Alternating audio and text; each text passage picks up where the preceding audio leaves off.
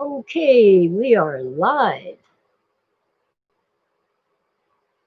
And I'll give people a few minutes to wander into the chat room.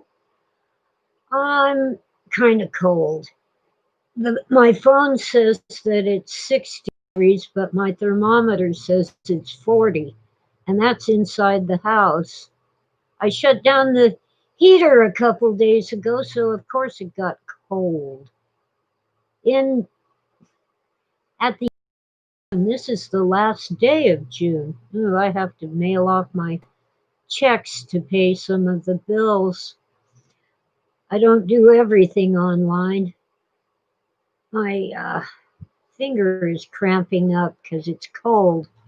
I'm sitting on a heating pad, so I'll put my hand down there and warm up my knuckles so they'll quit cramping up. Hello there, Oswald. Asteroid Day, that's right. I wonder if we'll be blessed with an asteroid sighting. Hmm, it's Tuesday. And I said I would try to do live streams on Tuesdays, so here I am. My fingers are hurting because I've been peeling apples. My brother and his wife, Steve and Betty, brought me apples from their tree. It's really Betty's tree, but I'll bet Steve picked a few. Um, so I've been peeling and coring them to make apple butter. There are way too many to just eat, but I did reserve a few so I can have a Waldorf salad, which is basically apples, celery, walnuts, and mayonnaise. You can dress it up more than that. I'm not sure exactly how Chef Waldorf made it, but it was a happy accident when they were out of lettuce and he had to make dinner salads. I guess he must have worked at the Astoria Hotel. Now it's the Waldorf Astoria. Rudolf Steiner salad. I don't hold much with those. I keep forgetting what they're called. Even those woo-woo people of the late 1800s and early 1900s. Philosophical Society. That's it. Um, their um, philosophy, which was more of a religion, was used by the Nazis. Oh, Waldorf school education. It seems to me that the Waldorf school was a big failure. I haven't looked into it lately, but that's my impression. I like the Montessori method. I never had the pleasure of a Montessori education, but my little sister did, and it seemed to be very good for her. They basically let you study what you want to study. And if you aren't ready to do math, you don't have to do it. You can do literature or art or geography until you're ready for math. And if you aren't ready to write essays, you don't have to do English. You can do something else today. And it looks like the children are playing, but they actually do learn. Maria Montessori began this method when she was in charge of a classroom full of children who were considered, in those days, they said retarded. Sorry about that. In other words, mentally disabled. And they more than caught up with the so called normal children by learning through the Montessori method. Mm, okay, it's cold. Even the cat doesn't want out right now. However, I did have some interesting schools. I attended public schools until sixth grade when mom at Central Baptist in Anaheim. Oh, you evil computer. I'm getting glitches. Your connection is unstable. So I went to Central Baptist for sixth grade, and they were kind of a weird fringe Baptist group. But I decided at that time that I was a Baptist. I didn't get baptized.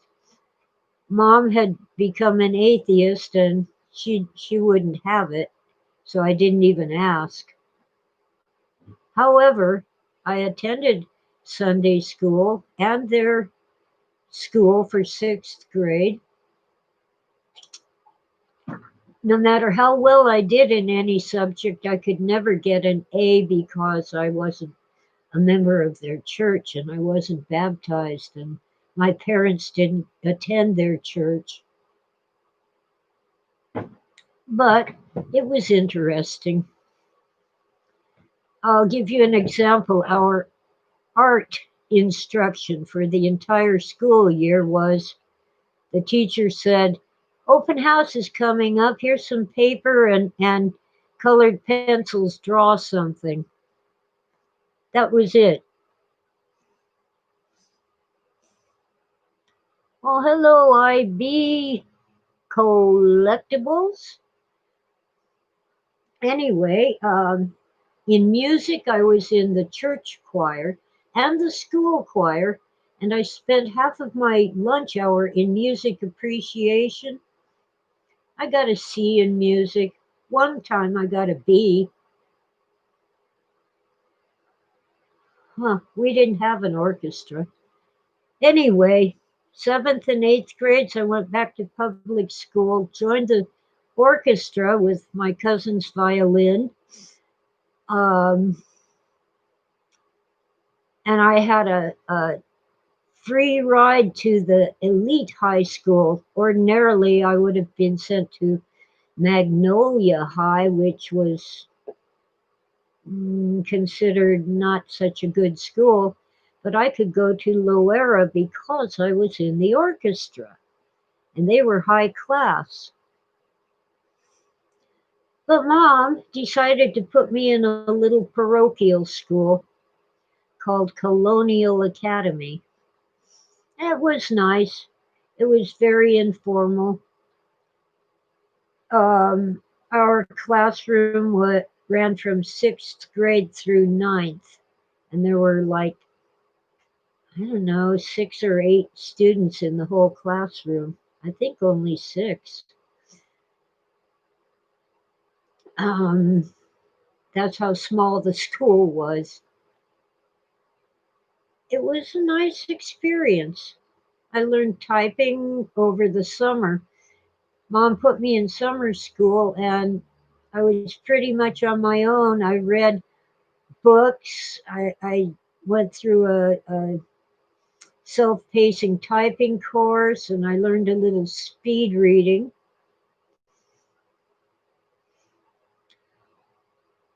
And then when the regular school year was going, there were only 2 of us in ninth grade.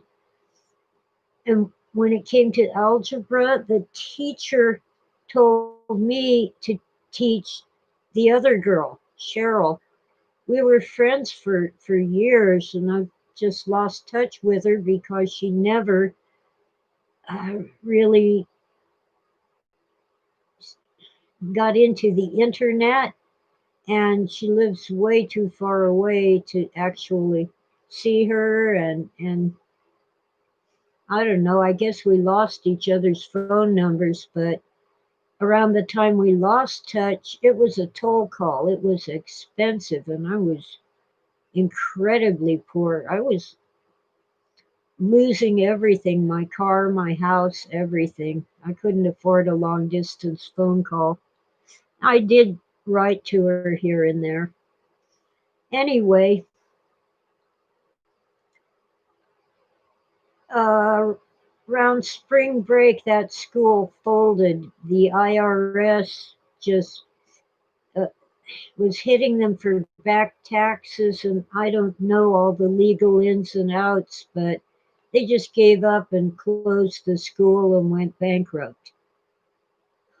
Walter O'Reilly and his brother, we called him Riley, or Mr. Riley, I should say. Adults called him Riley. But I don't remember a first name for him.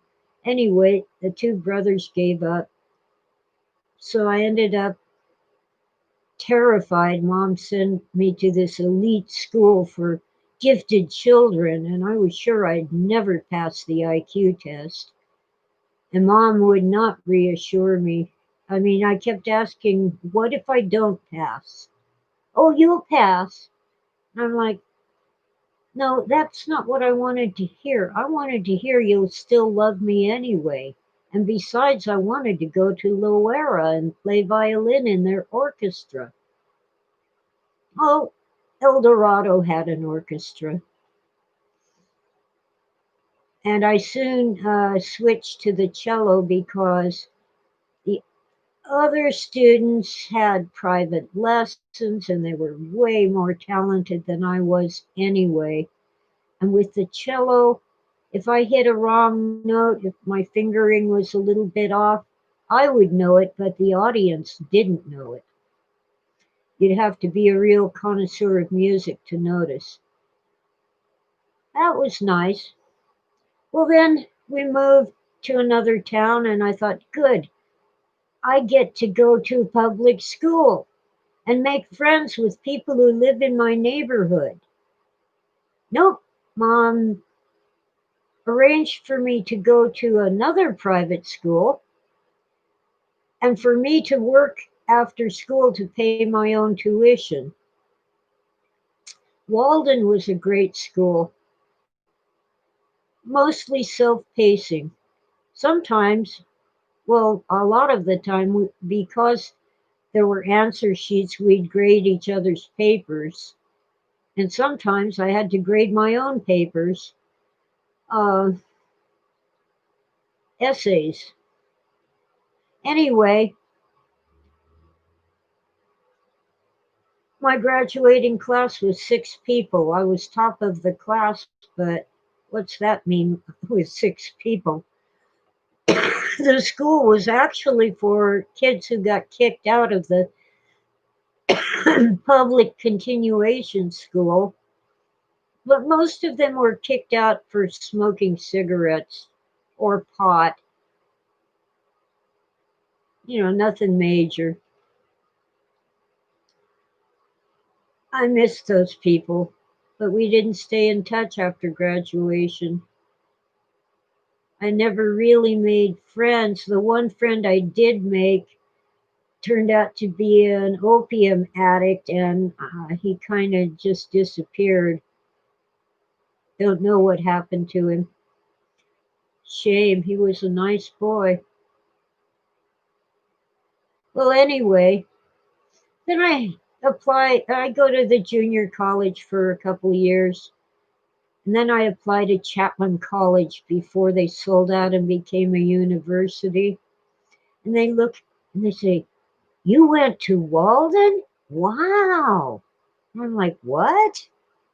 Well, the owner of the school had sold it to an outfit that ran schools for gifted children. So they thought I'd gone to that Walden. Yay! Well, my senior year, most of my senior year, my half brother's stepsister, so I guess my stepsister Susie, had a baby out of wedlock. and left him with my mother, which means I had to stay home and do my schoolwork at home while taking care of her child. Gee, thanks, Mom. And now all I ever hear is about how my little sister, who was like, let's see, if I was 17, she was 8 years old. Yeah, like she raised him. No, she got to go to school every day. She changed a diaper once or twice. But I don't really care anymore about that. Colonial Academy wouldn't survive the mob these days. The PC mob, yeah. Environmental outdoorsy school sounds good to me. I would love to be able to travel or go to these places where you learn about edible plants and building a fire and all that stuff out in the woods. Can't afford it. I could get a cat sitter, but I just can't do it. I'd have to sell my house, and then where would I put all my books? I've lost count. They're still in the thousands, even though I've sold, donated, and given away hundreds. I actually have a little free library out front, little table with a shelf with books and magazines for free. People sometimes leave a book and sometimes take a book. It's a thing, a free library. So, anyway, I don't know. I have all this stuff. I need the warm weather so I can put all these boxes of stuff outside and have a little room to at least vacuum or sweep the floor and so I can find things. But now, instead of clearing out the living room, I have most of the kitchen stuff in here because I'm not finished with the kitchen. It's I'm painting the walls and finishing the floor. I have the cabinet with the sink. It's all I could afford to buy once I had to get a countertop, so I got the cheapest one I could find. And of course, some really nice friends installed all this for me. Um, but I need another cabinet on each side. And now I've discovered that the one covered in my kitchen has developed a nasty odor. And if I shut the cupboard door, that odor gets all over the dishes inside. Ew. It's kind of like I think the wood got wet and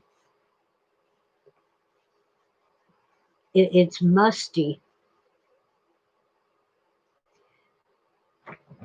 Anyway, I post pictures here and there on Facebook. I got a really light purple, a sort of lavender. The paint company calls it Snuggle Puss. I call it lavender. And for the trim, I'm going to do a light blue that's called California Breeze, really pale blue. But that's just the main wall, the big wall where I can just paint and paint and paint. The other side of the kitchen is all, little bits here and there, and I think I might just get a white paint with just a tiny tint of either blue or purple for that. But I think my cupboard is going to have to be taken down. I don't know any way to get rid of that odor. And I already own some shelves, nice vintage real wood shelves. A shelf here and a shelf there will hold some things.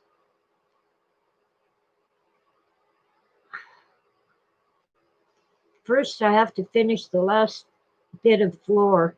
There's a section that's about 2 feet by 2 feet that is separate from the rest of the floor, and it isn't level. It's just a little bit off.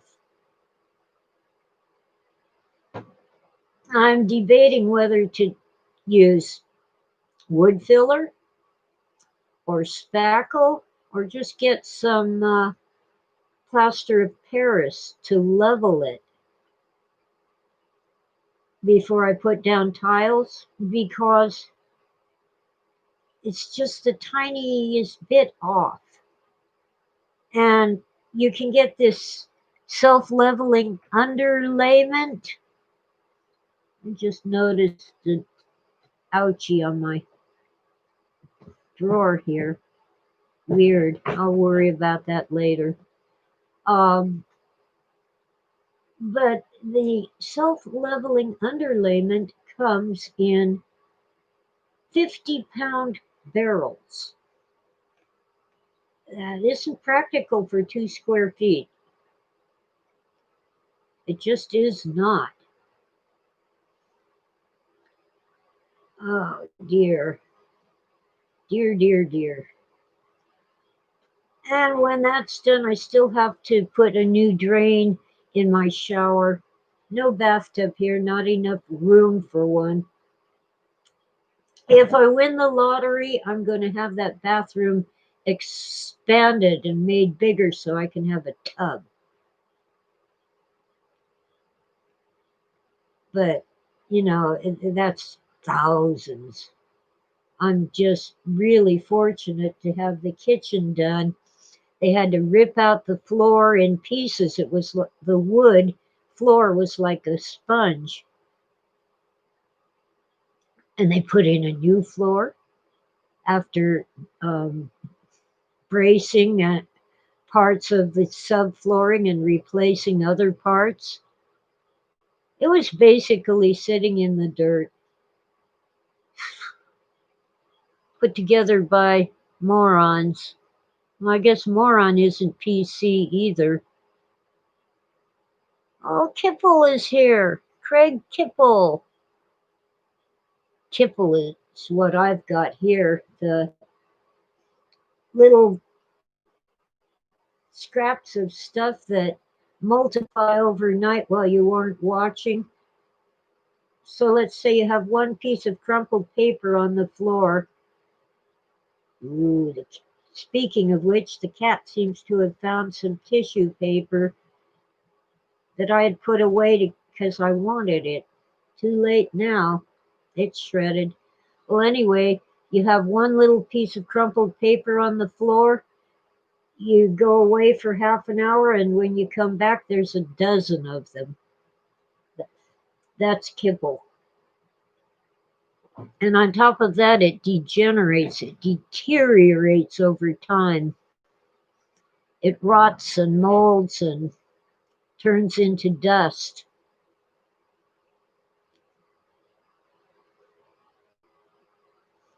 I believe you can find a description of kibble in Do Androids Dream of Electric Sheep? Seems to me. Yeah, but it's in other novels by Philip K. Dick as well. Yeah. You see, even though Phil published science fiction, in many ways what he was writing was realism. Many of those things really did happen to him. Here I am trying to play Spider Solitaire, and every time I move the tablet, it opens up an ad in the browser. Computers are evil. They do what you told them to do, not what you want them to do.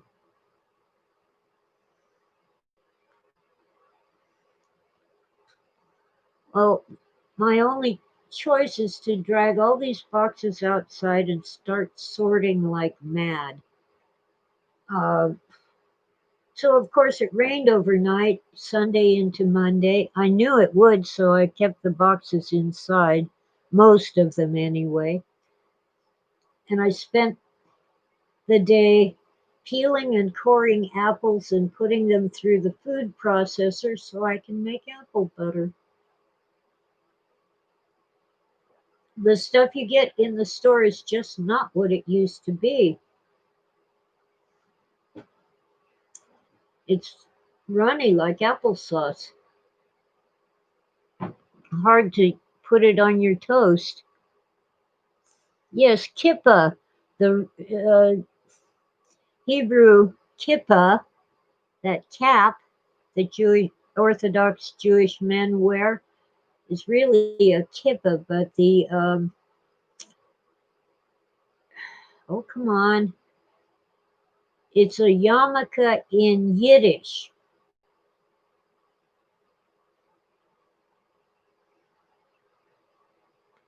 Well, I enjoy Phil's books, even the ones that are not considered very good. First one I ever read was The Unteleported Man, an ace double. The other novel in that book was Mind Monsters, and I wasn't impressed with Mind Monsters, but I did like The Unteleported Man.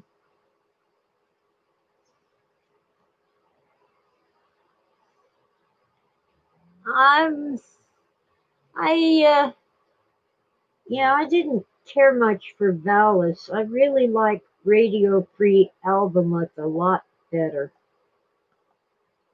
Let's see. Let's do some multitasking and move some of these cards. Now, the thing is, yes, I play Spider Solitaire. That doesn't mean I win. When I do win, it's awesome. But the game is stacked against you. It really is. uh,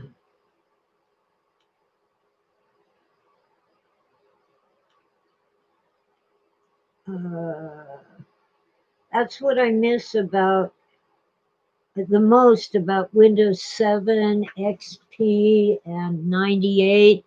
They had games, card games.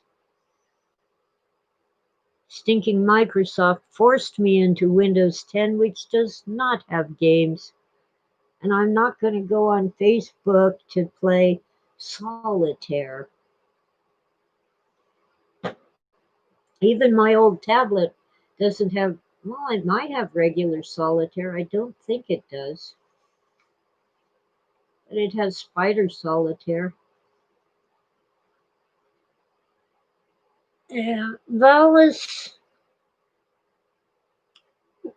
was written later than Radio Free Albemuth, and it's full of anger.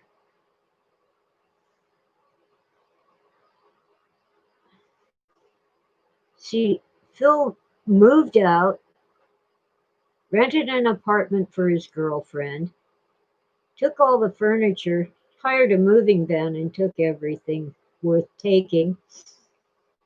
And then he was angry because I filed for divorce. I just couldn't see taking him back.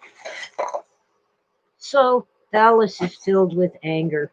And as it says in the novel, Beth was a bitch. Okay.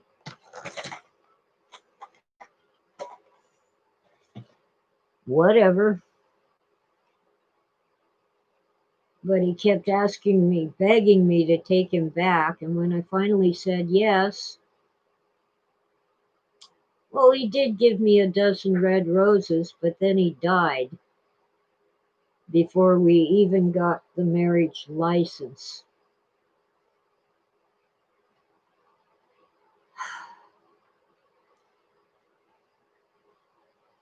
And really,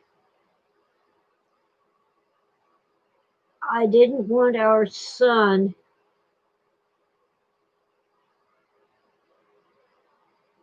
to learn to behave the way Phil did.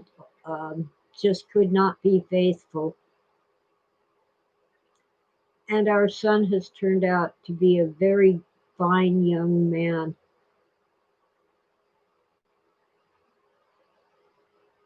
And, it's like he's what his father could have been. But he is kind of working on a novel, but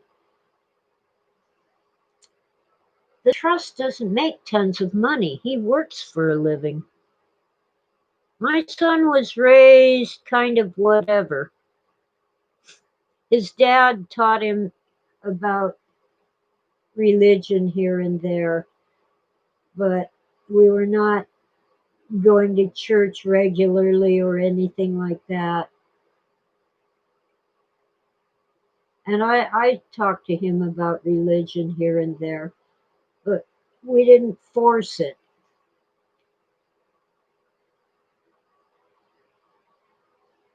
Um,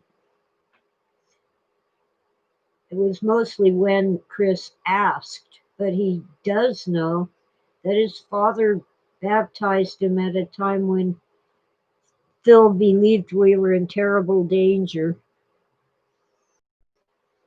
I didn't really get into church, and I'm still not really a churchianity type. I did get baptized to please Phil because he was concerned about my soul. But the Episcopalian church wanted me to take 6 weeks of lessons. So I just called up the Baptist church and they dunked me that Sunday.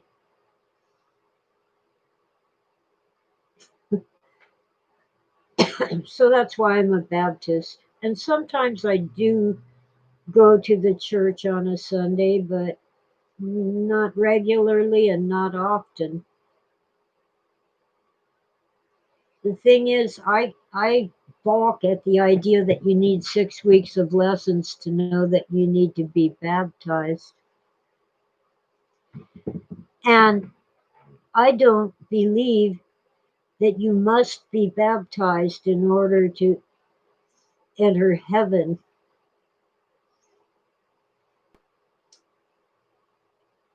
Catholics, Episcopalians, and Anglicans do believe that. I'm not sure about Eastern Orthodox. I'm not terribly familiar with them. But the Protestants vary on that. Baptists believe that you should be old enough to know what you're doing before you get baptized. So they're not into infant baptism. My two older brothers were christened and had godparents, and I'm wondering what kind of church that was. I didn't get christened. Uh, I'm wondering, did they go for what? Because Baptists don't do that. I don't know. Mom got into this weird cult called Foursquare Gospel. It was Amy Semple McPherson's church. The world was supposed to happen by 1970. It didn't.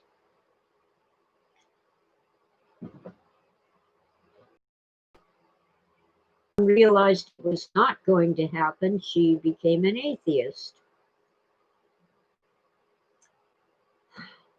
Dear.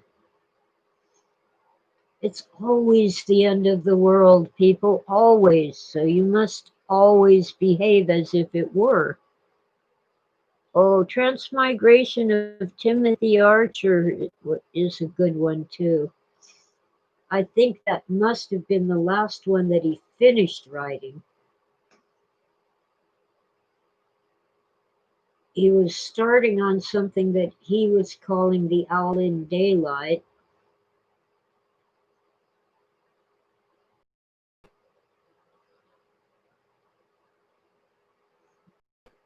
Yeah, well, Episcopals, Anglicans, and Catholics have godparents.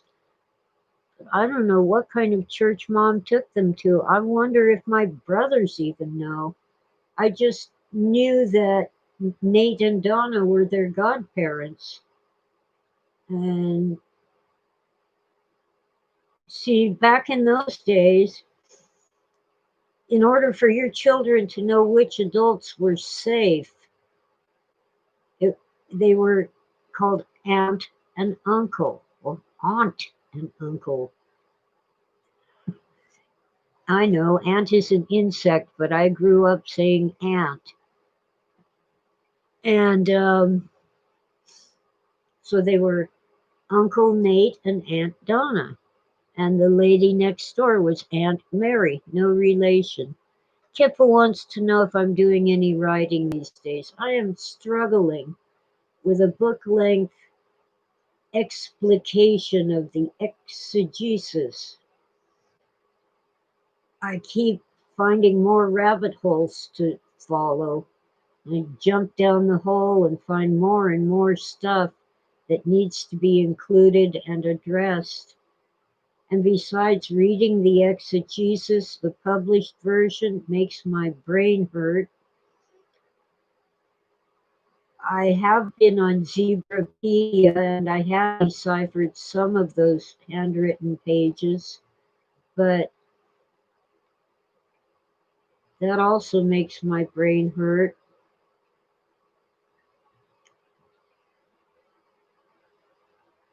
It's just, anyway, the working title is The X in Exegesis. And it's, I think I'm about a third of the way through, about 70 pages. I think 200 pages is long enough, even though the published portion of the exegesis is something like 600. I'm focusing right now on Phil's relationship with Gnosticism. He drew his ideas from Jewish mysticism through obsessively reading Paul's letters, Philippians, Ephesians, Colossians, Corinthians, Hebrews, because Paul often employs the Jewish mysticism of the Second Temple period, from the return from Babylon to the destruction of the temple. And that's where Gnosticism also got some of its core ideas. But Phil diverged from Gnosticism in some important ways, fundamental ways. Phil still expected God to come down and clean up the mess. And in Gnosticism, God is way out there somewhere, probably doesn't even know we exist, and certainly doesn't care about us. And God in Gnosticism isn't even a person, it's just this thing that breaks itself apart into pieces called eons, Aeons. And when they're all together, they form the pleroma, the fullness. Well, Paul referred to the pleroma, but he meant the fullness of the one God, not the fullness of these little pieces of God. And Phil also didn't mean the same thing. Ooh, a new spider web. I'll have to deal with that. You can never get rid of spiders in this town. Anyway,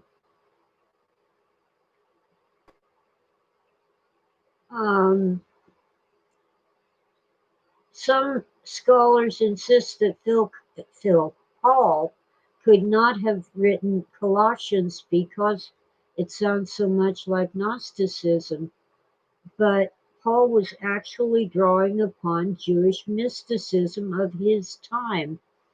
He died somewhere between 60 and 70 AD, so he was a Second Temple Jew and a Pharisee, very well educated.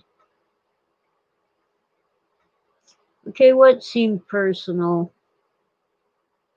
Oh, the transmigration. Yes, it was. Spider webs. Well, I love spider webs outside, not in my house. House spiders tend to bite people, and some of them, oh, they can't kill you, probably won't make you seriously ill, but you'll get a painful welt from a spider bite.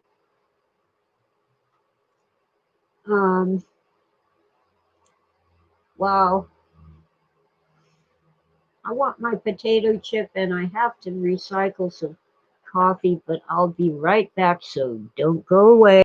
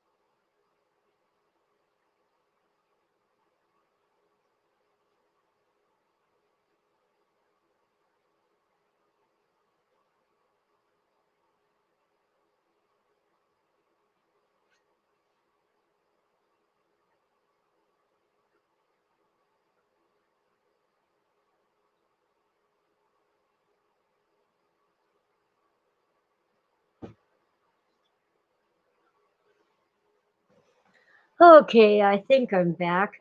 Looks like me. Coffee. Coffee. I should make some more. This is cold and almost empty. Well, Phil became convinced that dark forces, humans, but demon possessed or at least demon inspired dark forces, were out to get him and that they just might decide to get to him by hurting those he loved.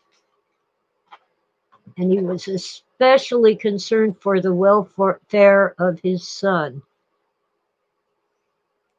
Now, he believed in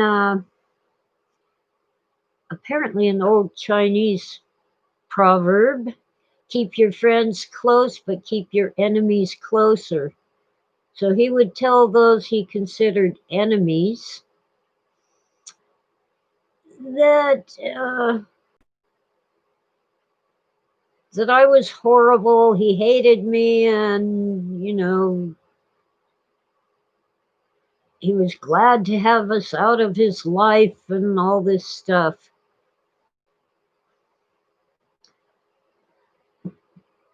But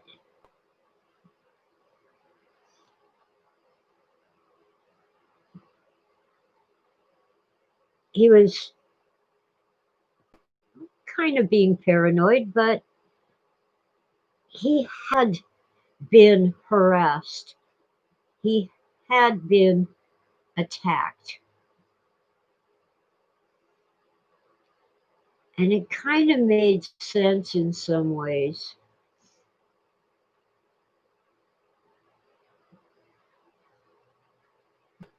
So he'd tell me one thing and he'd tell other people another thing. For example, K.W. Jeter, who figures in some of the books as Kevin, um, we met him through Dr. McNally at Cal State Fullerton. Jeter had written this novel and he wanted help getting it published. Well, no publisher in the United States would touch it because it was so pornographic. It involved sex with chickens. Well, Phil persuaded a publisher in England to publish it, but the first started flying, at least among academics.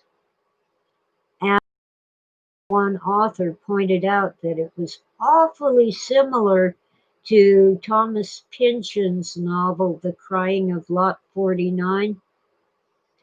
And Jeter confirmed in my presence that he had basically gone through Pynchon's novel and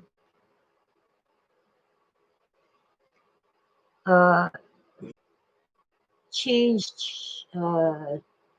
places. And of course, Pynchon didn't have 6 foot tall chickens with their beaks and claws removed in his novel. But it is disturbingly like The Crying of Lot 49.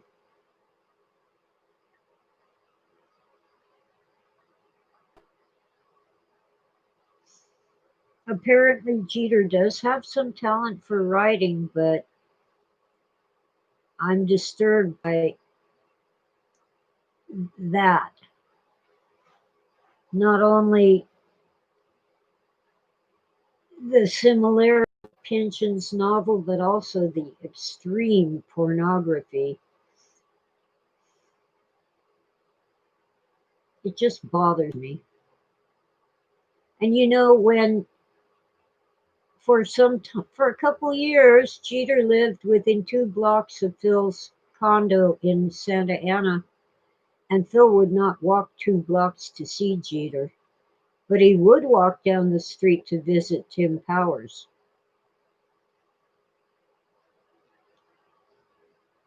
And he quite often took our son with him.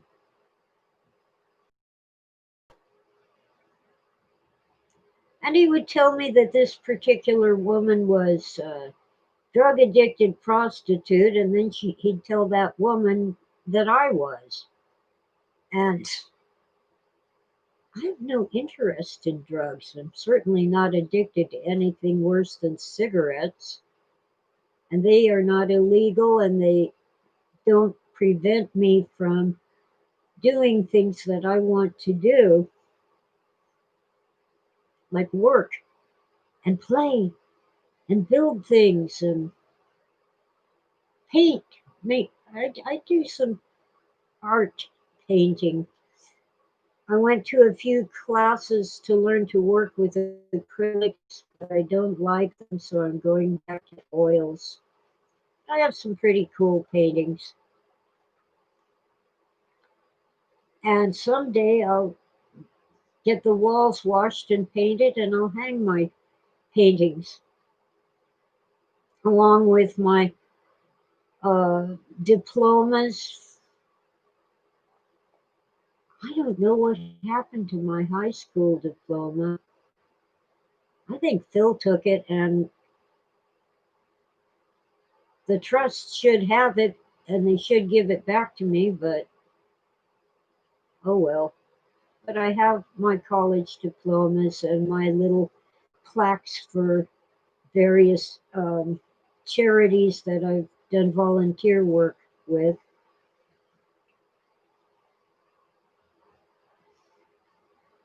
Yeah, I guess I'll hang them too. But I'll tell you, I always thought I would do a doctorate someday. I do have a master's degree in English Lit, but I cannot afford to go back to school for the doctorate. It's too terribly expensive. When I went to Chapman College before they sold out and became a university, I was paying $600 each term as a full time student. Those days are gone, totally gone.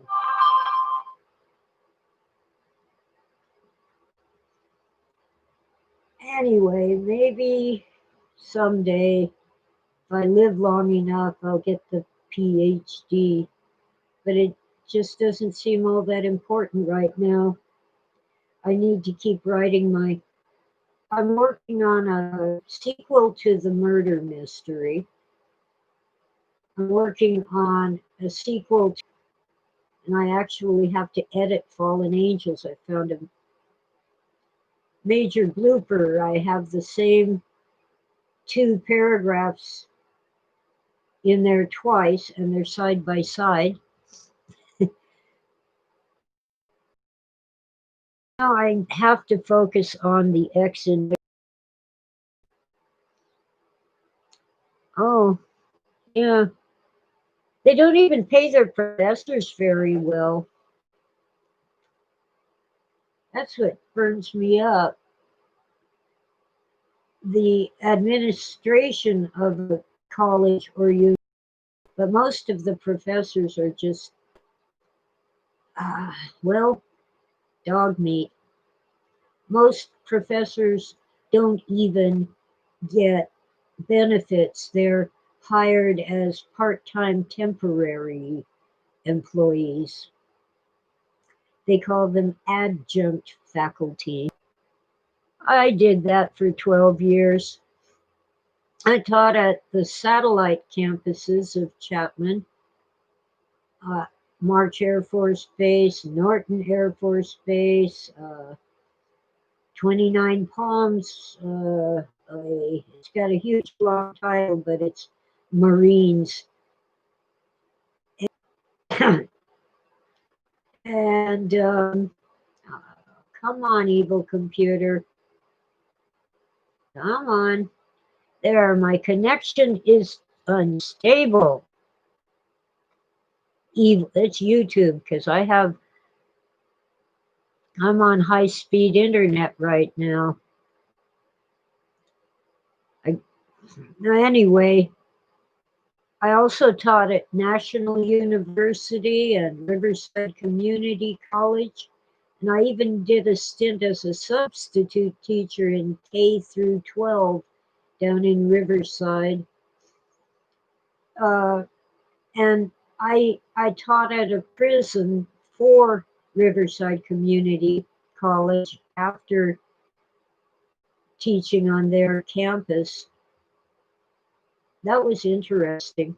It was minimum security, but I felt like a prisoner because I didn't have keys to the doors either.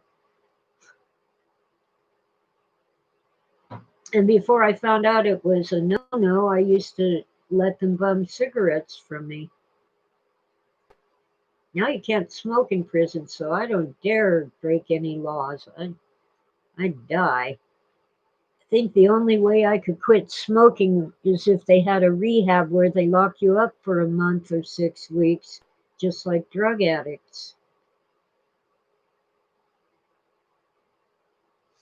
Anyway, no, I don't drink much. Maybe once or twice a year I'll have wine with dinner or even a fancy girly cocktail, mostly fruit juice with dinner. That's it. And I'm just not into drugs. When they gave me Vicodin because I had a broken leg, I didn't like them. They didn't really kill the pain, and I was getting withdrawals between doses, so I said, no, not going there. Tossed them out. Went back to aspirin and ibuprofen. Oh, I like aspirin better, but ibuprofen the tummy. And I was fine. Oh, come on, heavy pot smoker. I'm glad you quit pot. It's one thing to maybe enjoy a joint with friends on a weekend, but to be regularly toking that stuff, I've seen guys, mostly men, who just really ruined their lives because they were always high on pot and sitting around. Well, they'd eat a great deal, but and they were happy, but they didn't do anything.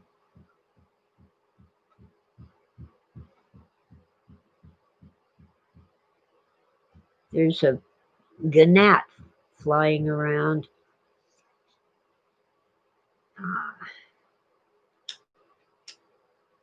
I always smoke too much when I'm on YouTube. When I'm busy doing stuff like peeling and coring apples, I don't want a cigarette. Sitting here talking and sipping coffee, I want my cigarettes. When I started smoking, they were 25 cents a pack. Now, depending on the brand, they can be anywhere from $6 to $12. So I wait for coupons and other good deals.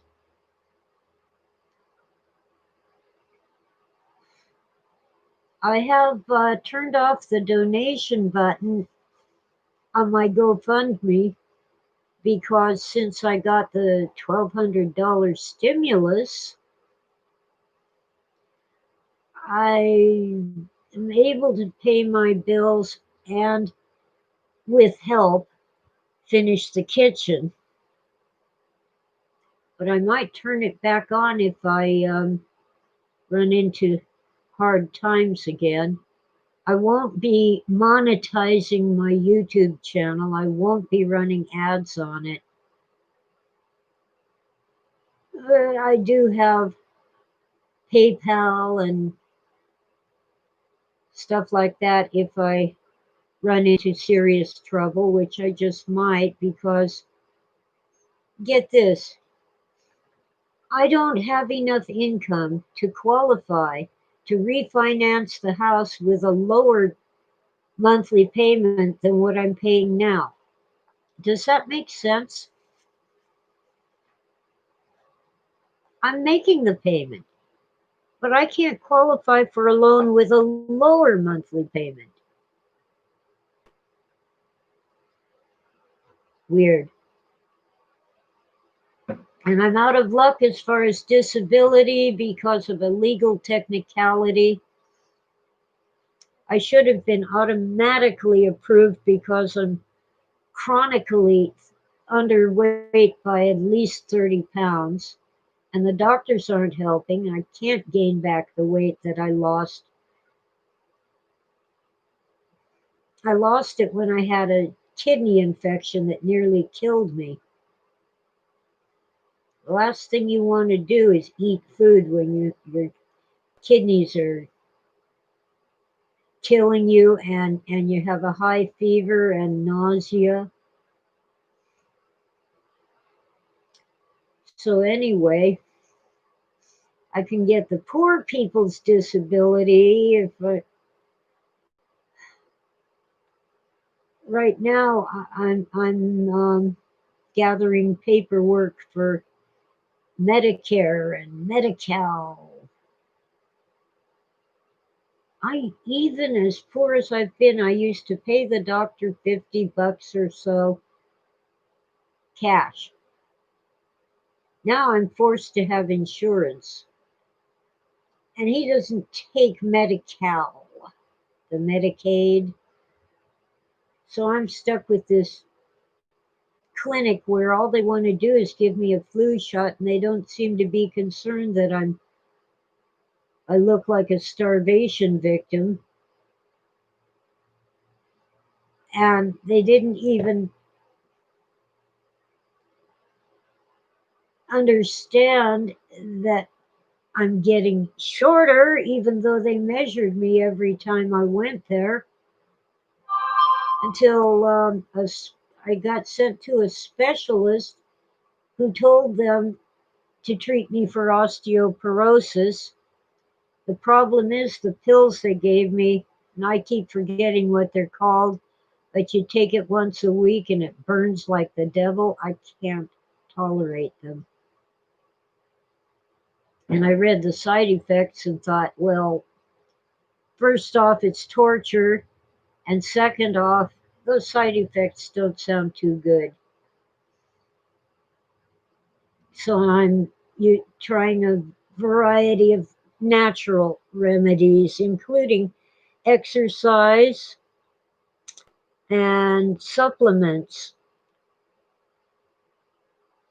And of course, my diet is a big factor. I'm always working on that. I don't have a problem with dairy. I don't eat much meat because I do have a problem with that.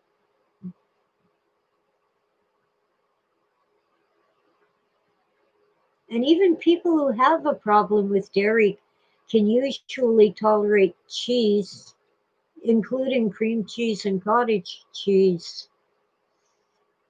But I begged the doctor for Pepsin because my stomach wasn't breaking down protein. She chose to second guess me and prescribe pancreatic enzymes without telling me that's what she did. Well, they were making me ill. I was vomiting twice a day, so I quit taking them and looked up what they were. I should have researched it before I ever took one. Nothing wrong with my pancreas. I'm fine. So I finally found a natural enzyme supplement that contains pepsin, which I had asked for, and a few other things to work in the stomach where the problem is. Pancreatic enzymes work primarily in your guts, not your stomach. So, anyway, they are somewhat helping me eating better and getting more protein.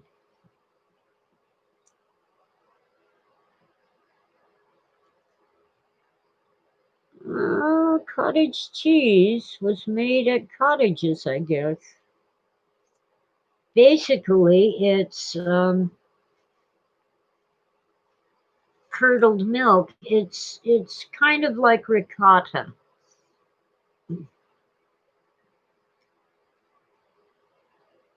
Cottage cheese is made very in a very similar way to ricotta. You heat the milk, but you don't boil it, and you add some vinegar. Although when I made cottage cheese they had us do that in the biology lab at the junior college. We used rennet, which is basically the liquid from a calf's stomach. And it does work better than vinegar, but it's harder to get. And you really can't keep it. You have to find it fresh, take it home, and use it. Vinegar you can keep on the shelf for years. Anyway, in the lab, we had a centrifuge, so we were able to spin the cheese and to the bottom of the tube and then pour off the liquid. At home, that doesn't happen. So you have to run it through. You take a fine wire sieve and line it with cheesecloth and pour off as, you know, pour it through and let the liquid drip out for a long, long time, couple hours at least.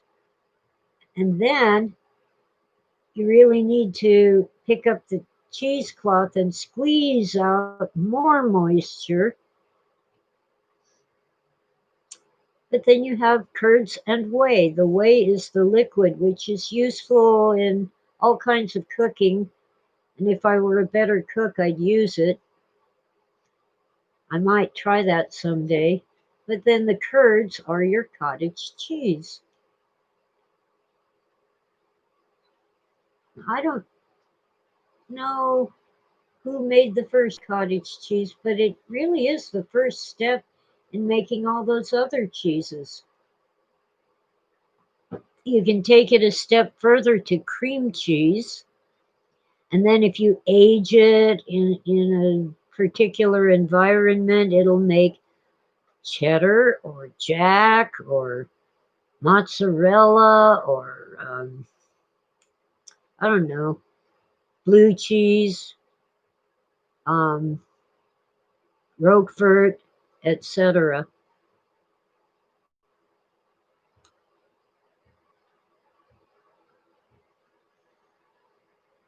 Ah, cottage cheese with crackers and pickles. Now, I eat cheddar cheese with crackers and pickles, sometimes jack cheese.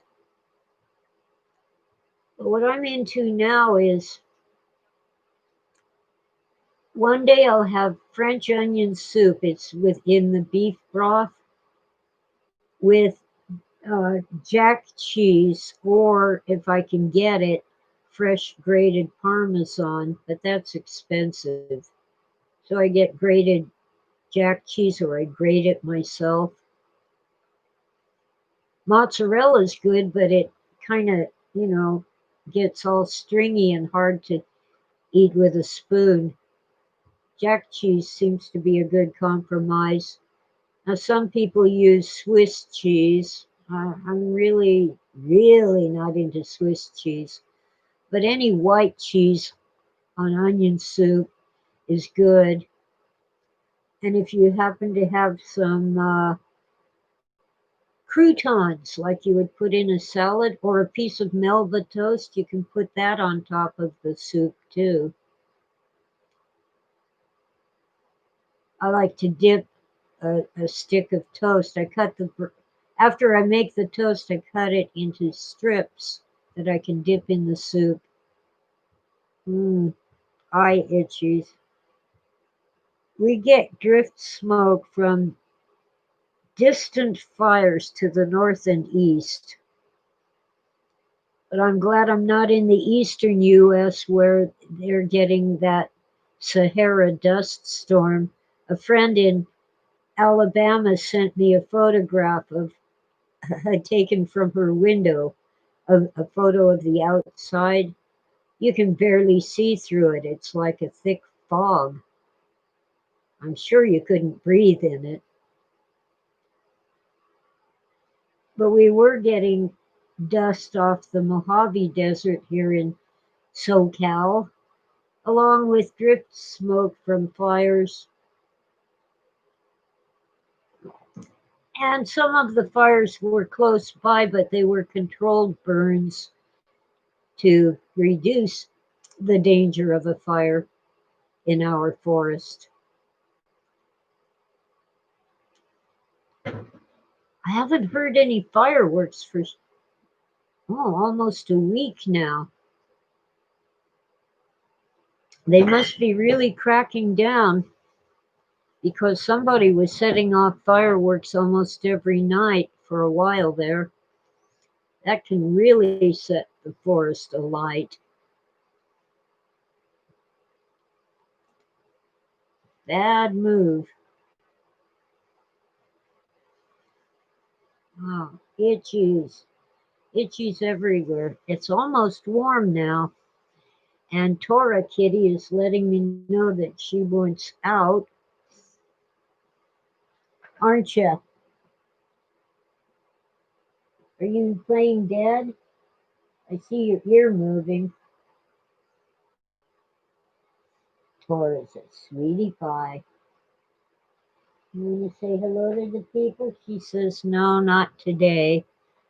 Okay, I'll pester her another time. Yeah, I don't get it. We can't have a fireworks show because we might gather too close to each other and we might not wear masks. However, Lake Arrowhead is having a private fireworks show for the members of the Lake Arrowhead Association. It is not public, so most people won't be able to see it.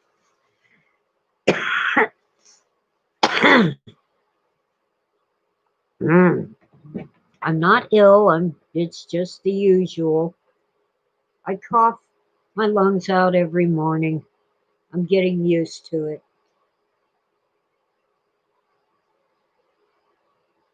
As soon as allergy season is over, I'm good. Anyway, Big Bear, which is a city, they're having a fireworks show because they're a city and they make their own rules and they get their own insurance and etc. But they will enforce social distancing and wearing masks. Now, I happen to think that the masks and the social distancing are a pretty good idea because COVID 19 is not the only virus out there. And black licorice, also known as good and plenty. Um, we've been isolating ourselves so that we have not developed immunity. We need to take the reopening slowly.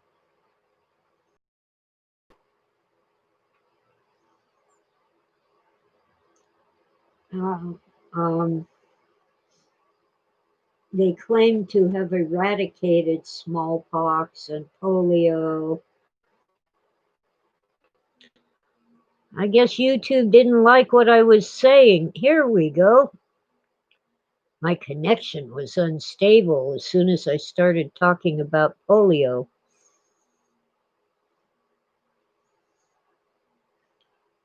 What really knocks down most diseases and the spread of most diseases is two things, two related things.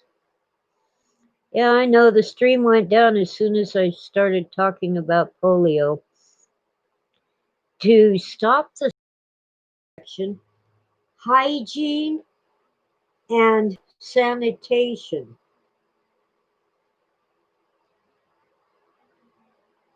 Before modern sewer systems, people used chamber pots. They didn't have toilets. What did you do when the chamber pot was full? You went to the back of the house and dumped it out the window into the alley. Well, of course, disease spread like wildfire. Also, especially in cold northern climates, you didn't bathe regularly. It was hard to get hot water. You probably had to heat it on a wood fire. And getting wet when it's cold and your house is only heated by a fireplace, you really could get sick and die.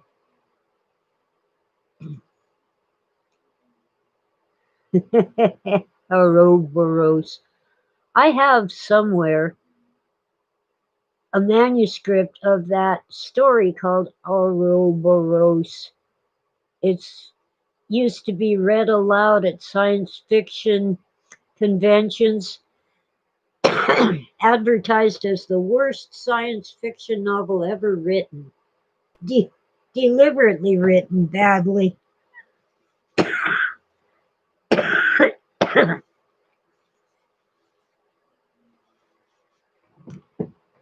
Anyway, back to polio. I'll take my chances on YouTube cutting me off again. Polio was not originally one particular disease, one specific virus, but Salk and Sabin managed to identify a specific virus and develop vaccines. And I'm not saying that the vaccines don't work, but when I was a kid, our school got a bad batch. It was contaminated and the virus wasn't completely killed, and half of my first grade friends never made it to second grade. They got polio. On top of that, those of us who did survive, um, even though I got mine at a doctor's office, we are facing all kinds of cancers because of the monkey virus that contaminated virus. I've been fortunate so far, just had a few little skin cancers, but I'm 66 years old, and it used to be that most people died in their 60s, and most people died in their 60s from cancer because that was natural causes. When you get old, you get cancer. Apparently, cleaning up the environment has made it less likely that people in their 60s, if you live that long, you're something simple. Ah,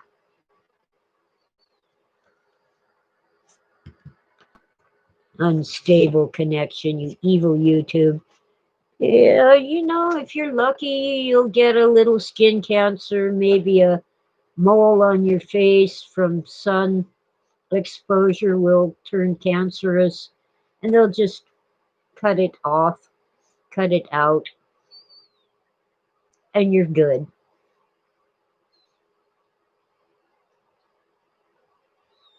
Now, YouTube needs a few vaccinations. And by the way, they aren't really. Ah, evil YouTube, evil YouTube. It was the early practice of taking cowpox and scratching your arm with a needle that was dipped in cowpox. It wasn't injected, just a scratch on your arm. And that would give you immunity to smallpox. What we get now are inoculations. They're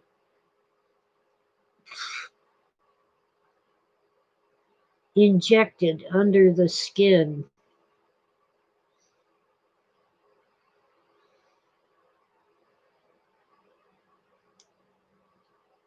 Well, I don't know. My son had all his vaccinations as a child. My granddaughter had all of hers. And we're still alive and kicking. But an infant these days gets more shots in the first year than I got in my entire childhood. I had measles, mumps, chickenpox, German measles, scarlet fever, strep throat, you name it. Oh, Strontium, you came in late and I'm getting ready to scoot. I don't know, mostly I just blathered and chatted and went off topic. talked about peeling and coring apples, making cottage cheese, working on my explication of the exegesis. I don't know, I survived all those childhood diseases and some of the really nasty ones. My grandfather got smallpox. He had one pock in the middle of his forehead. Didn't even feel particularly ill. So I guess I've inherited a pretty good immune system, but I think it's more the fact that I heal quickly than that my immune system goes nuts and attacks things, because that can be bad. They call it a something stream, where your immune system kills you while it's trying to kill the disease.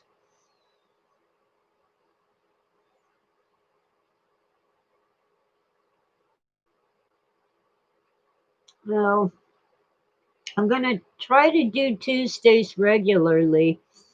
I guess around 9 in the morning is a good time to start.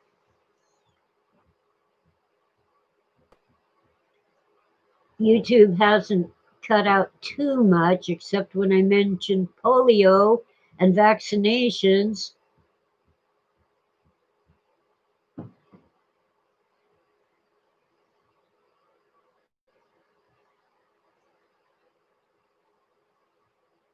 Asteroid Day. Yeah, it's International Asteroid Day. I got an email from Live Science saying Happy Asteroid Day.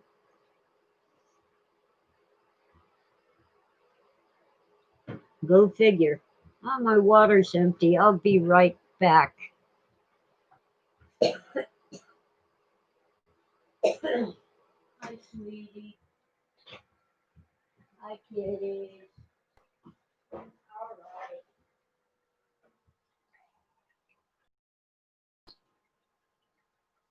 All right. Okay. Look out.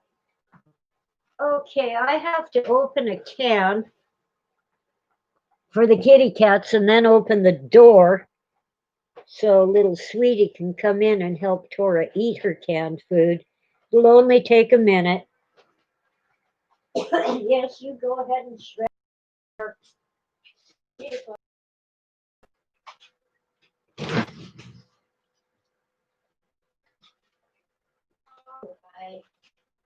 You guys can eat outside.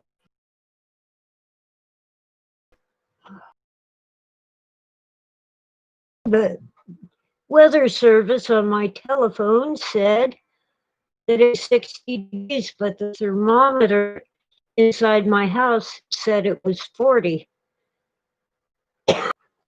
Prejudice against black licorice. The red stuff is fake. It's licorice and smooth the hair. It really isn't as gray as it looks on the screen, although it is gray. I think I'd like to have cutting out again, huh? Sorry, YouTube didn't tell me this time. It's probably about time to hit haul boxes outside so I can start pawing through this mess.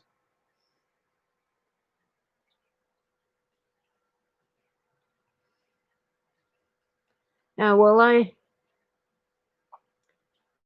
I'm upset that other minorities are being pushed to the side by Black Lives Matters. Black Lives Matter.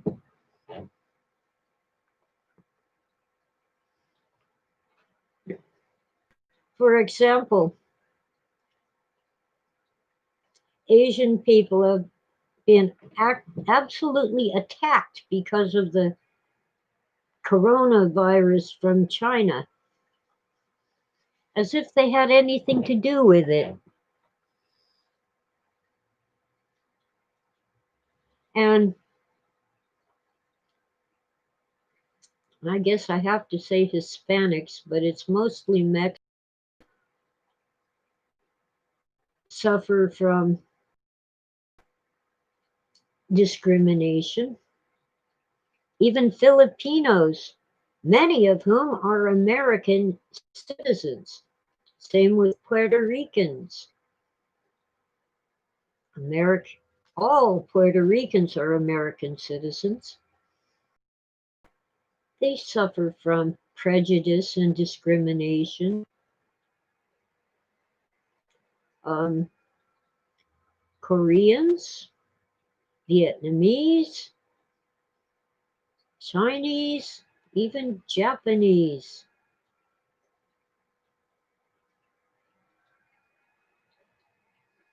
Yeah, I read that, Oswald.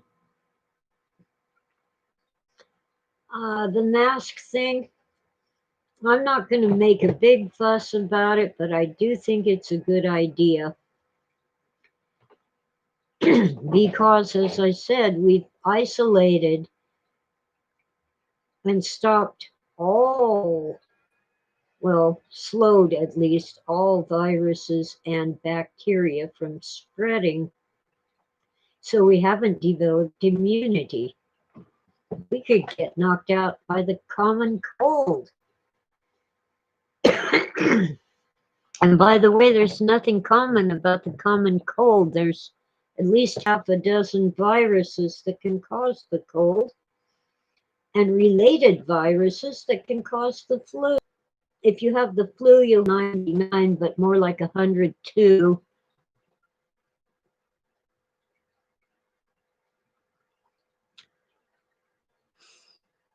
But some coronaviruses cause a cold, some particularly nasty flu.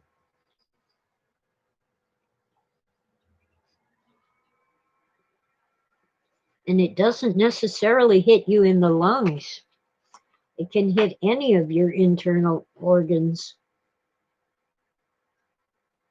Interestingly,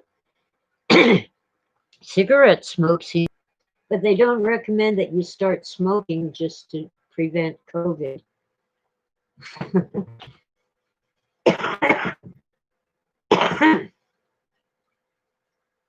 I knew I should have used the inhaler. I'm trying not to use it unless it's really urgent. I cannot use the, what is this called? Flovent, fluticas. I can't quite see it. Fluticasone something. It's a steroid. Causes a painful sore throat with no other symptoms. But I can take the albuterol sulfate. It's supposed to be for emergencies, but in having an emergency, well, in the morning. Oh yeah, I started running the humidifier all night. And there was something I quit doing. Oh, what was it? That apparently was making it worse. What was it? Oh dear, I might start doing it again if I can't remember. Something I was doing at bedtime.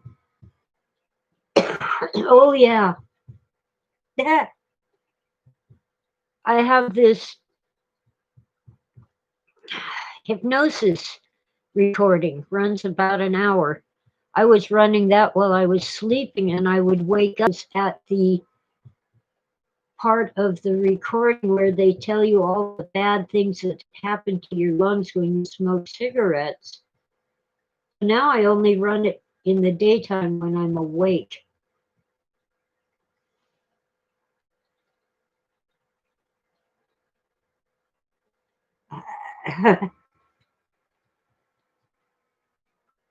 Because, being asleep and hypnotized and hearing that your lungs are doing this, that, and the other thing, my mind made my lungs start doing it. Bad move.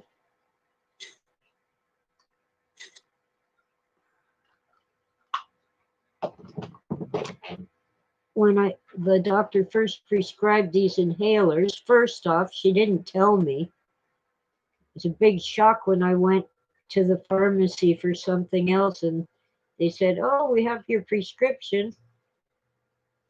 I said, "What? What prescription?" "Great communication, doctor. I've had prescriptions sent back because I never picked them up because the doctor never told me she prescribed something."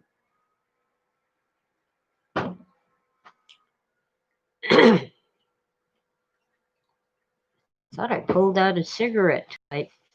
Oh well. Anyway, in the back, it's gonna soon time to get off YouTube and start giving away.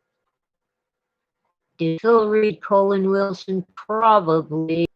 Well, when you're stuck with the county clinic because you're required to have all this insurance, so you can't see the doctor of your choice, you take what you get. And it isn't entirely the doctor's fault. She's not allowed to spend more. Oh, I did get out a cigarette. She's not allowed to spend more than something like 5 minutes with a patient. But she should have noticed that I was getting shorter at every visit and that I was regularly 30 pounds underweight, even though I had lost 2 inches. I was really 5'4" and 95 pounds. But even at, I was still 30 pounds underweight. And I think I'm shorter than 5'2" now. If I sit up really straight, put my shoulders back, I might be. Sugar Patch, you're late. I'm going to try to make YouTube the regular thing on Tuesday mornings around 9 in the morning Pacific time. But this seems to be a good time. Here we go. See? See? Oh, I talk about polio and vaccinations, and it cuts out. I'm trying to type what I'm. What in the world? I have to see what's outside.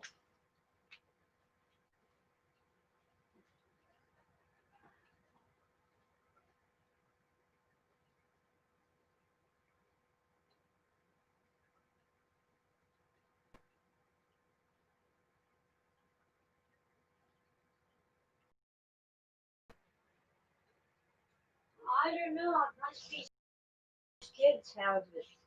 Sounded like the weirdest car horn. Sasquatch. Well, they claim that Sasquatch lives at Lake Gregory. Lake Gregory is sort of an alternate name of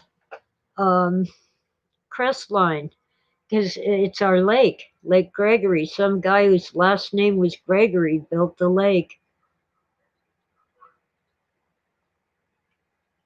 It is a car horn, and it's at the neighbor's house, a couple doors down. I don't care enough to go out and look again. Anyway, yeah, there are those who claim that Sasquatch is called Crestline Lake Gregory, sometimes. And the rich people live near the lake.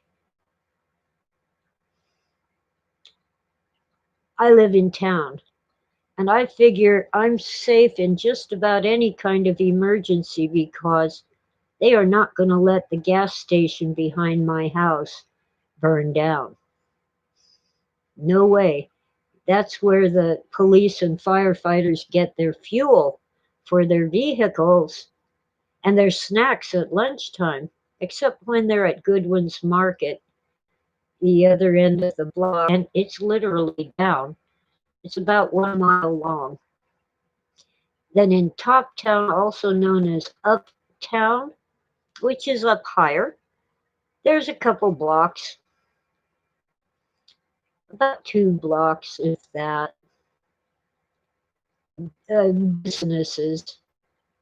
We're not a city, we're just a community in the unincorporated parts of the county of San Bernardino. Anyway, there's houses all over the place. And if you're watching television during a forest fire on the mountain and they say Crestline is burning down, don't believe them. They don't know where they are. In the big fire of '03, someone finally told them that's Cedar Pines Park. But they still kept saying Crestline was burning when it was really Waterman Canyon and a little area known as Playground.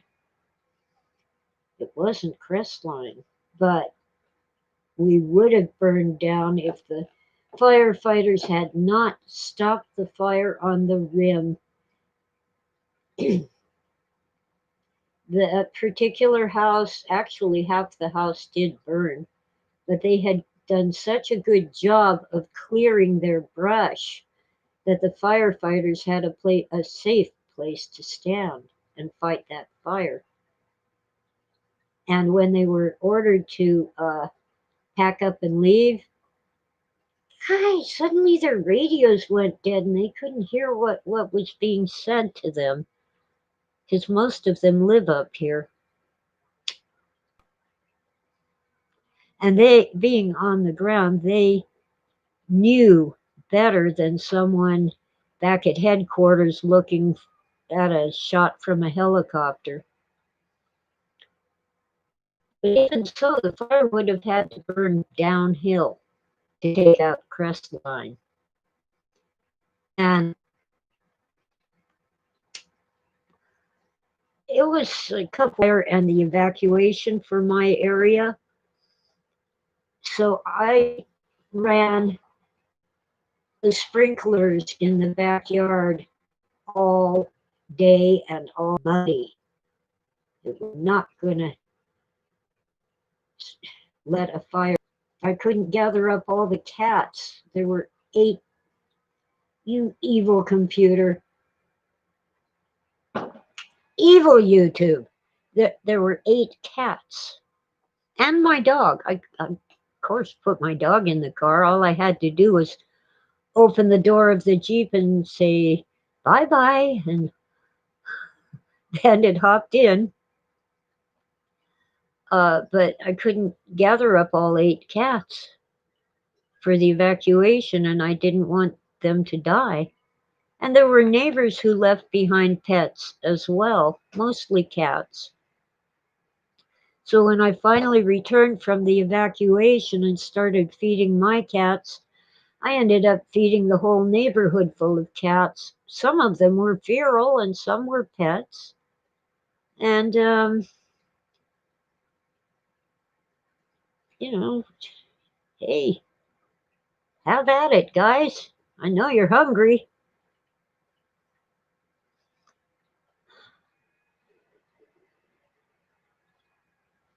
Oh, wow.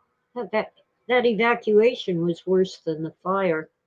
And all the damage my house had was from when it rained because I had to leave the bathroom window open for the cats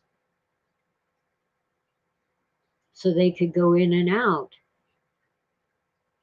The ones I couldn't take. And that wasn't much, it was just the bathroom. A cleanup job, you know. So, anyway, it was quite interesting. But I never want to go through that again. The thing about the evacuation is you call this 800 number and they tell you whether you're clear to go home to your address. And they'd say yes, but I'd get to the roadblock and they'd say no. And I'm like, what's going on? I finally lied, gave a different address where I knew they were letting people in. And they let me in, and I came home, and half my neighbors were still at home. They never left, and everything was fine. What do you call a feeling? Oh, cataholic. Okay. Well, I'm working on being a crazy cat lady, but I'm happy with just Tora and Sweetie. I do wish I had a dog, but realistically, one vet bill could ruin me financially. And I already have, well, I can't even catch Sweetie, but if something happens to Tora, she's going to the vet. She's already spayed and got all her shots.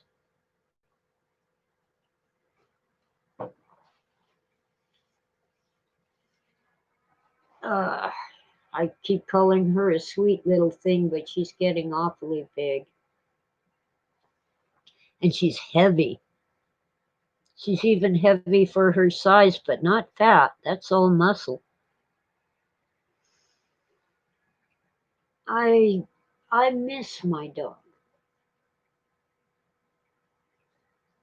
You see, a cat's a nice companion. A dog will give its life for you.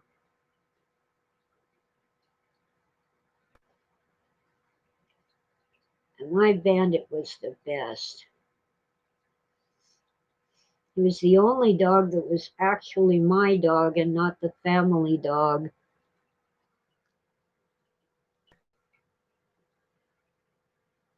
For a short time, back in the 80s, I had a border collie mix.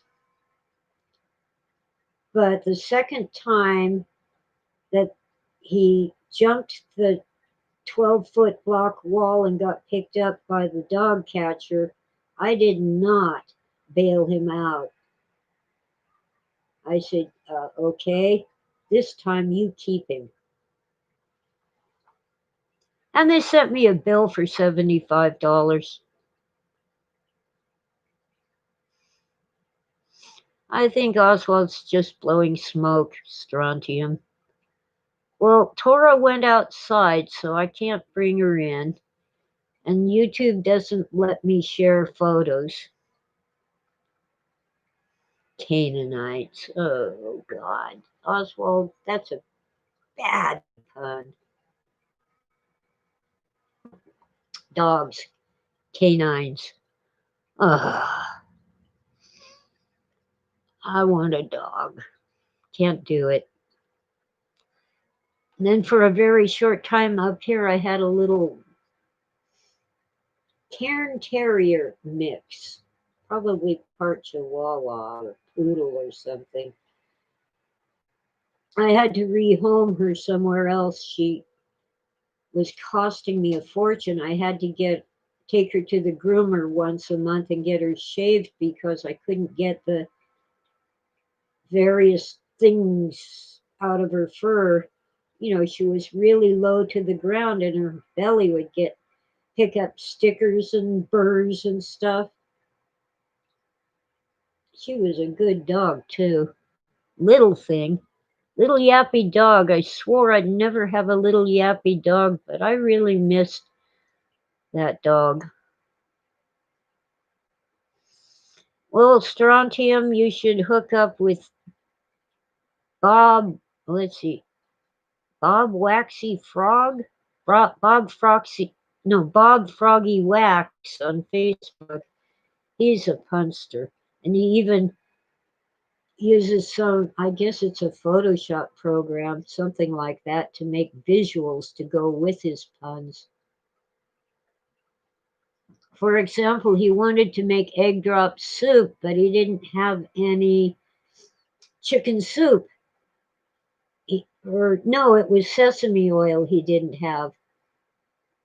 He checked his cupboards looking for sesame oil, and all he could find was this sauce for Chinese chicken. So it was a just to sew story. It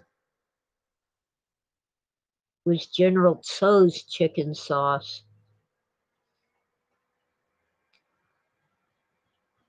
You had to be there. It has been nearly 2 hours. And we're burning daylight now, and it's warm enough to go outside.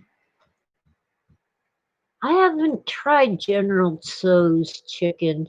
I'm going to have to. I do like Chinese food, but I wish I could get a sampler with just a little of every dish. Because I can't, I always end up with a doggy bag anyway, a takeout box, they call it now. Just ordering one dish.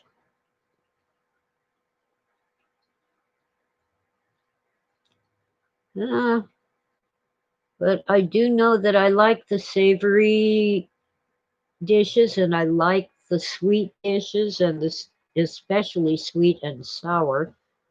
Orange chicken is awesome.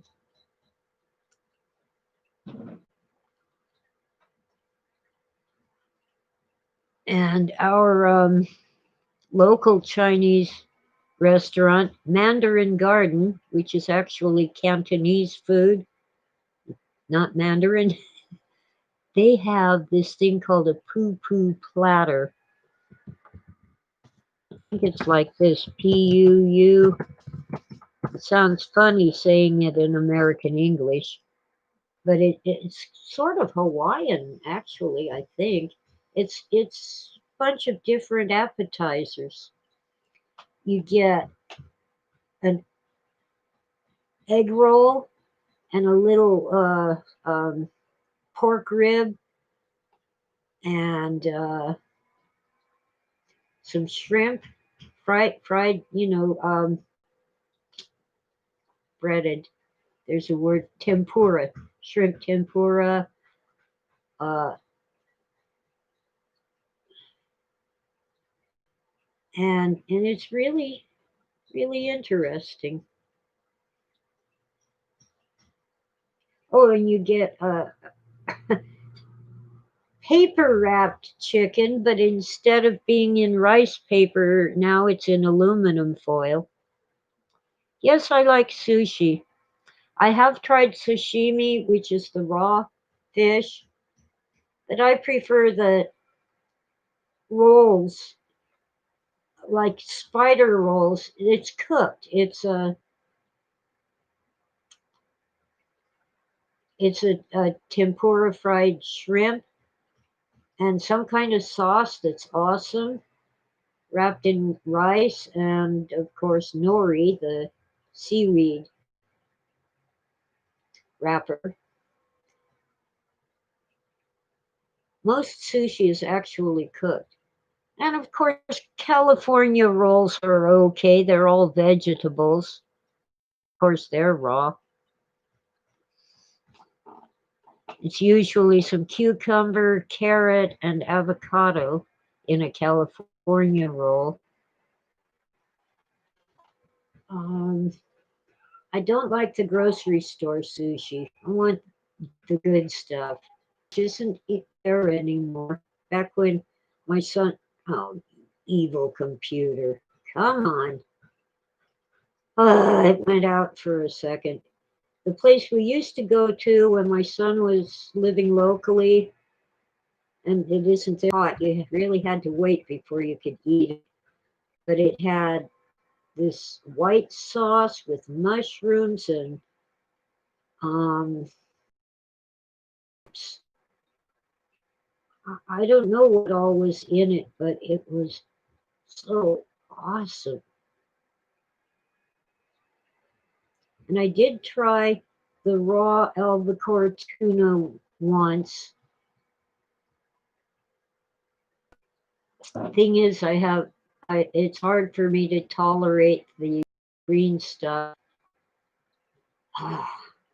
Forgot what it's called, the green horseradish sauce, which you really have to eat with the raw fish.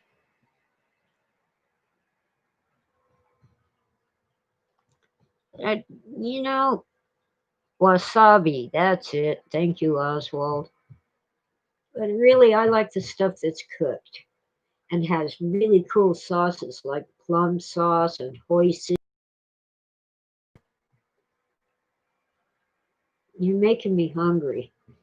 I haven't had breakfast. All I've had is Good and Plenty and potato chips.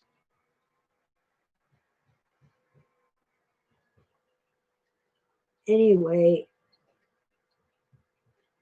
I'm too chicken to try deep fat frying at home. I'm afraid I might burn down my kitchen.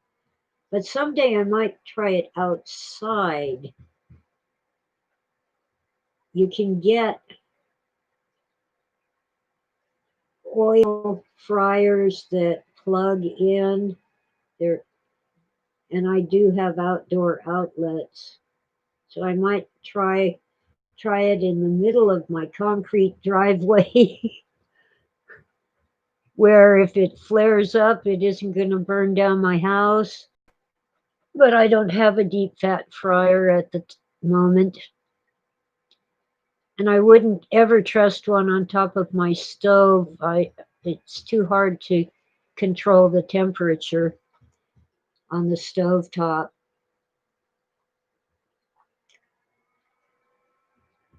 I do know if it starts smoking, you're in trouble. And you turn off the heat. Because hot oil doesn't just catch fire, it explodes. That's one reason why I have to paint my wipe it off right away. There's back on. Come on. All right. There's no way, no humanly possible to get the grease off that wall unless I use goof off. But I read the instructions on the can and I don't have a hazmat suit to wear while I'm using it, so forget it. Not going there. I gotta get out of here and make some breakfast. I think I have the ingredients for a wannabe eggs Benedict. I've got some English muffins and some eggs, and I can kind of fake the sauce. It'll be better than the McDonald's Egg McMuffin. So, yeah, when my son was 9 years old, he made Eggs Benedict for me. He had watched a cooking show, and the only part I had to do for him was separate the eggs. He made the hollandaise sauce, he made the egg and everything. Oh, Kipple, good to see you here. And I'll pop in when the spirit moves me or next Tuesday around 9 a.m. Pacific. And my usual sign off, thank you all for listening. I really come here live for the chat, otherwise I would just record something and be done with it. Love chatting with you all. Okay, here we go.